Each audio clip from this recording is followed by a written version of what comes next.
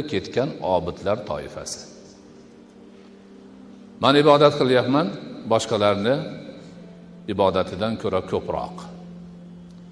Lekin bundoq qarasangiz, ko'proq ibodat qilayotgan narsasi nafl namoz bo'ladi, nafl roza bo'ladi, nafl haj bo'ladi yoki shunga o'xshagan narsalar.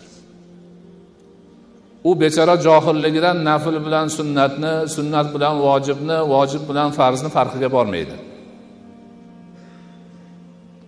Men deydi, kechasi buncha rakat namoz o'qiyapman. Shomdan keyin Tuhfatur Rasul o'qiyman. Choshgohda zuho o'qiyman, boqlayapman deydi. Palonchi payg'ambarning ruhiga o'qiydigan namozim bor. Odam atoga o'qiyman, mamo havoga o'qiyman deydi. Ularning bittasi hech qayerda yo'q. Lekin u g'ururda osmonda yuribdi. Boshqalarni nazar pisand qilmayapti, chunki boshqalar buni o'qimaydi. Ana shunaqa nafl ibodatga berilib, nafl ibodati bilan kerilib, o'zini yuqori qo'yganlarni o'ta johil kishilar deb ataladi. Chunki payg'ambarimiz alayhisolatu vassalam ular shu bilan Allohga yaqinman degan da'vosi bor-da. Payg'ambarimiz alayhisolatu vassalam aytadilarki, Alloh taolo o'zi aytadiki, bandam menga yaqinlashish uchun o'zim unga farz qilgan amallarni qilishchalik ishi yo'q. Alloh bandaga qurbat hosil qilaman desa, Alloh taologa yaqinlik hosil qilaman desa, uni Allohga yaqinlashtiruvchi eng kuchli omil farz ibodatdir. Ana undan keyin vojib keladi, undan keyin sunnat keladi, undan keyin vaqti oshib qolsa nafl keladi. Lekin farzni qo'yib, vojibni qo'yib, sunnatni qo'yib, naflga osilib olib, o'sha nafl bilan boshqalardan o'zini ustun qo'yish bu jaholatdan boshqa narsa emas.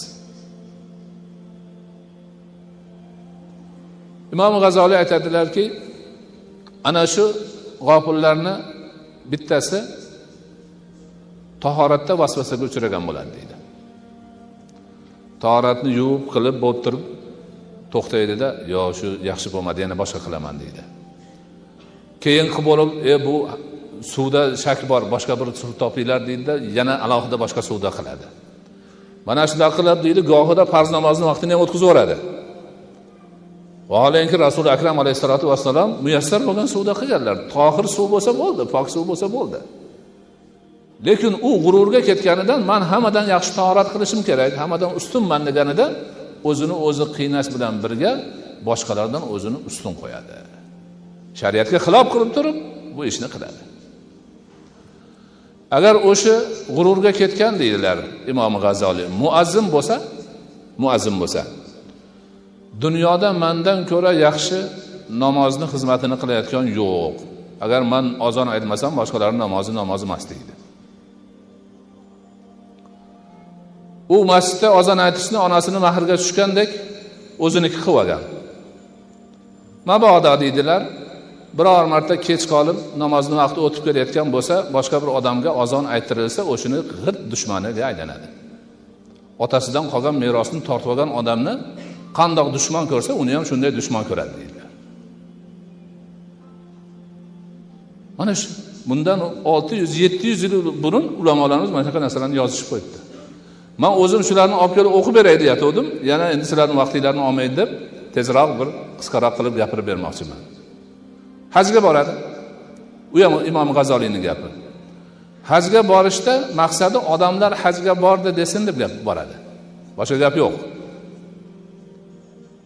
Borib u yerda ibodatlarni to'liq qiladimi, qilmaydimi, uni ham hisobi yo'q. Kelgandan keyin ham shu. Hoj aka demagan bilan mushtashadi, lekin o'zi bu yoqda nima qilsa, avval nima qilsa, shuni qilib yuraveradi. Balonchilar 2 marta bordi, men 6 marta bordim deydi. Ya'ni borgan sonini sanaydi, hojilarni, demak odamlar hoji desin degan gapni oldinga suradi deydi. Bu ham g'urur, bu ham adashish, bu ham noto'g'ri bir gap.